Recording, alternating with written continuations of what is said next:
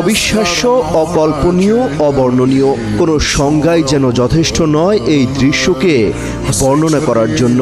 মৃত্যুকূপে পরিণত হওয়া গাজায় বিস্ফোরণের ধাক্কায় মানুষ আকাশে উড়ে যাওয়ার লোমহর্ষক দৃশ্য হতবাক করেছে গোটা বিশ্বকে।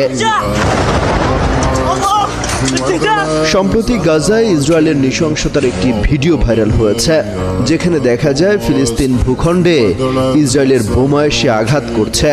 সেই বোমার বিস্ফোরণের ধাক্কায় বেশ কয়েকজন মানুষকে আকাশে ছিটকে আবার নিচে পড়তে দেখা যায়, যে দৃশ্য ক্যামেরায় ধরা পড়েছে।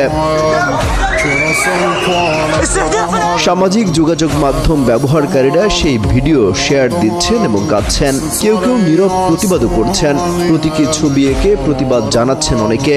শুধু মুসলিম বিশ্বই নয়, এই দৃশ্য নাড়িয়ে দিয়েছে কোটি কোটি মানুষের হৃদয়। তবু মন গলছে না ইসরায়েলিদের, চালিয়ে যাচ্ছে একের পর এক বিমান হামলা।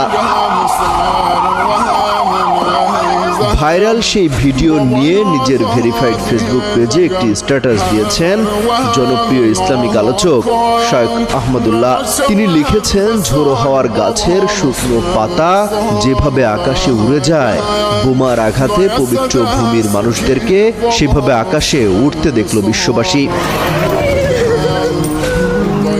পৃথিবীর 800 কোটি মানুষ, 200 কোটি মুসলমান, জাতিসংঘ, ওআইসি, আরব বিশ্ব কেউই হায়নার হাত থেকে একটি জনপদকে রক্ষা করতে পারল না।